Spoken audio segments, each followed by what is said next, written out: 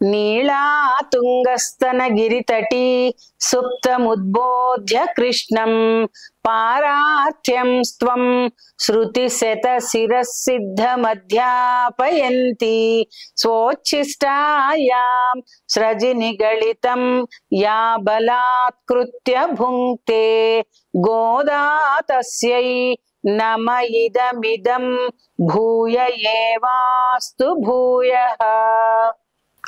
అమ్మ ఆండాళ్ళు తల్లి అనుగ్రహించిన ధనుర్మాస వ్రతంలో ఈ రోజున మనం 28వ పాసురాన్ని అనుసంధానం చేసుకోబోతున్నాము.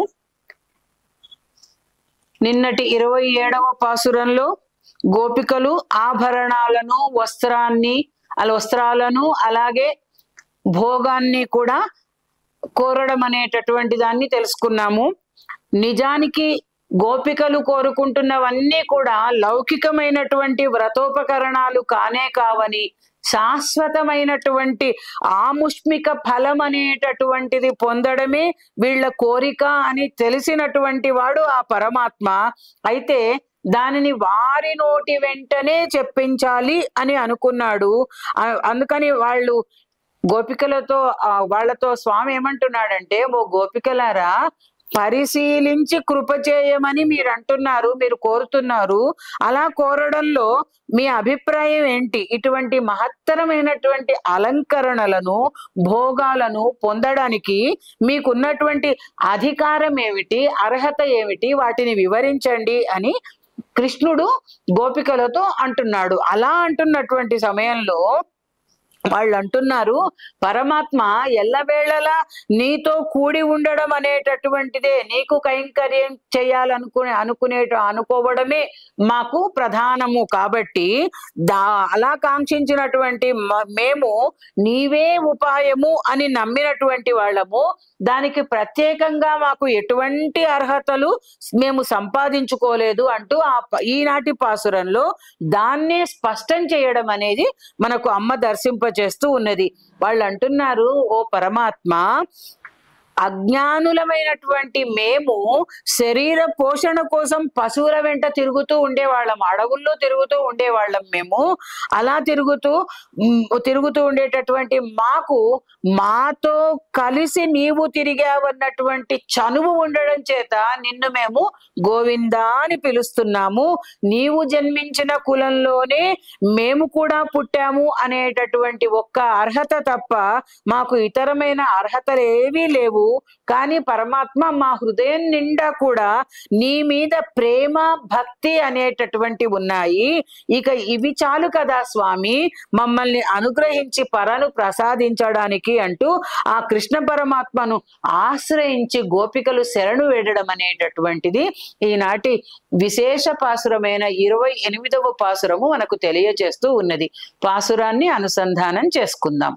கரவைகள் சென்று காணம் சேருந்துண்போம் அறிவொன்றுமில்லாத ஆயுக்குலத்து உந்தன்னை பிறவி பெருந்தனை புண்ணியம் யாமுடையோம் குறவொன்றுமில்லாத கோவிந்தா உந்தன்னோடுறவேல் நமக்கு இங்கொழிக்க ஒழியாது அறியாத பிள்ளைகளோம் அன்பினால் உந்தன்னை சிறு பேரழைத்தனவும் சீரி அருளாதே இறைவா நீ தாராய் పరయేలోర్ ఎంపావాయ్. ఈ పాసురంలో కూడా గోవిందా అంటున్నారు స్వామిని.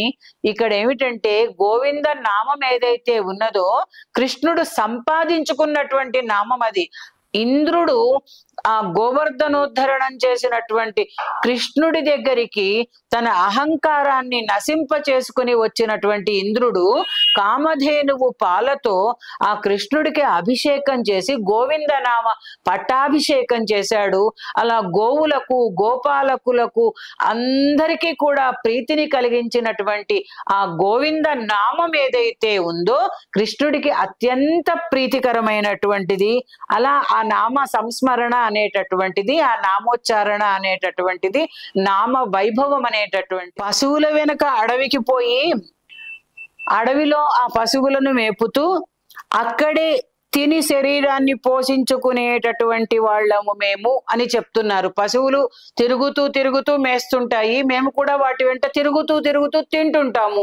అవి తినే తిండి మేతగా చెప్పబడితే మేము తినేది మేము తెచ్చుకున్నటువంటి చల్దులు అనేటటువంటి దాన్ని ఇక్కడ చెప్తున్నారు అనమాట. శుచి నియమాలు అనేటటువంటివి ఏమాత్రం లేని గొల్ల పిల్లులము పరమాత్మ.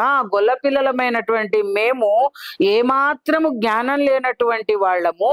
అలా ఎటువంటి జ్ఞానం లేని గొల్లల వంశంలో జన్మించిన మాకు నీతో కలిసి జీవించడం చేతనే ఈ భూలోకంలో మాకు అసలు గుర్తింపు అనేటటువంటిది వచ్చింది అని చెప్తూ, ఏ లోపము లేనటువంటి పరిపూర్ణమైన కళ్యాణ గుణములతో ఒప్పేటటువంటి గోవిందుడా అంటున్నారు స్వామిని.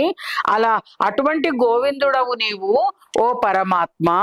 నీతో మాకున్నటువంటి సంబంధం ఏదైతే ఉందో అది పోగొట్టుకుందామన్నా పోయేటటువంటిది కాదు సుమా అని చెప్తూ, మేము లోక మర్యాదలను ఎరుగనటువంటి పిల్లలము అని చెప్తున్నారు. లోక మర్యాదలు ఎరగనటువంటి గొల్ల పిల్లలు అనన్యమైనటువంటి భక్తి కలిగినటువంటి వాళ్ళు అని మనకు తెలుస్తూ ఉన్నది. అందుకే ప్రేమతో నిన్ను గోవిందా అనేటటువంటి చిన్న పేరుతో పిలిచాము. సిరు పేరళైతనము, ఎన్నెన్నో నామాలున్నాయి నీకు. నైక నామః నైక రూపః అనేటటువంటి కీర్తి కలిగిన వాడవు కదా. అనేక నామాలలో పెద్ద పెద్ద పేర్లతో పిలిచేటటువంటి జ్ఞానులం కాం మేము. అందుకని గోవిందా అనే చిన్న పేరుతో పిలుస్తున్నాము. అందుకు నీవు కోపగించుకుని పెద్ద పెద్ద వాళ్ళు పొందవలసినటువంటి పరను వీళ్ళకెందుకు ఇవ్వాలి అని అనుకోకు స్వామి. మా కోరికను ఒక సకునిగానైనా నీవు అర్థం చేసుకొని పరను ఇచ్చి మమ్మల్ని అనుగ్రహించు అని అనడము మనకు తెలుస్తూ ఉన్నది. గొల్ల పిల్లలందరితో కృష్ణుడు సకునిగా ఆ బృందావనంలో పశువులను మేపడానికి వెళ్ళినప్పుడు వాళ్లతో కూడి ఆడి ఆ కింద పడి మీద పడి బ్రహ్మదేవుడు అనుకున్నట్ట ఈ గొల్ల పిల్లలు తన్నుచు గుద్దుచు పైబడి ఇవన్నీ చేస్తున్నారు స్వామితో, వీళ్ళు ఎంత పుణ్యాత్ములో కదా అనుకుంటే సుఖ మహర్షి భాగవతంలో ఈ గోపాలకులను కృత పుణ్య పుంజులు అని అనడం కూడా మనకు తెలుస్తూ ఉన్నది. వాళ్ళందరూ చాలు గొల్ల పిల్లలందరి మధ్యలో కూర్చుని, మరి వీళ్ళు అడవుల్లో తల్లులు కట్టించిన చద్ది మూటలను తీసుకుని వెళ్ళినప్పుడు ఒక చోట కూర్చుని భోజనాలు చేస్తున్న సమయంలో, ఆ చల్దులు ఆరగిస్తున్న సమయంలో ఒక చిన్న సన్నివేశం చెప్పుకుందాము. చక్కగా ఆ గోపాలకులకు సఖుడు కదా స్వామి. ఎలాగట అంటే అందరూ రకరకాల పదార్థాలు తీసుకొచ్చారు. అందరి దగ్గర పెరుగన్నము ఆవకాయ ముక్కలు ఉన్నాయి. కాబట్టి కడుపున దిండుగా కట్టిన వలువలో లాలిత వంశనాళంబు జొనిపి విమల శృంగంబును వేత్రదండంబును జారి రాణి కడాచంకనిరికి మీగడ పెరుగుతో మేళవించిన చల్ది ముద్దను డాపలి చేతను మునయను నిచి చెలరేగి కొసరి తెచ్చిన ఊరుగాయలు వేళ్ల సందులను తావెలయనిరికి యాగభోక్త కృష్ణుడమరులు వెరుగంద యాగభోక్త అమరులు వెరగంద శైశవంబు మెరసి చల్ది గుడిచే. వాళ్ళందరితో నర్మ భాషణముల నగవు నెరిపి అంటాడు అక్కడ కవి. ఆ పోతన గారు చెప్తారు, అటువంటి ఆ కృష్ణుణ్ణి ఒక సఖునిగా నీవు మాకు తెలుసు కదా, మాతో కూడి ఆడిన గోవిందుడవని నిన్ను మేము అలా పిలిచాము, మా మీద నీవు కోపగించుకోకు అని చెప్పడం అనేటటువంటిది మనకు తెలుస్తూ ఉన్నది.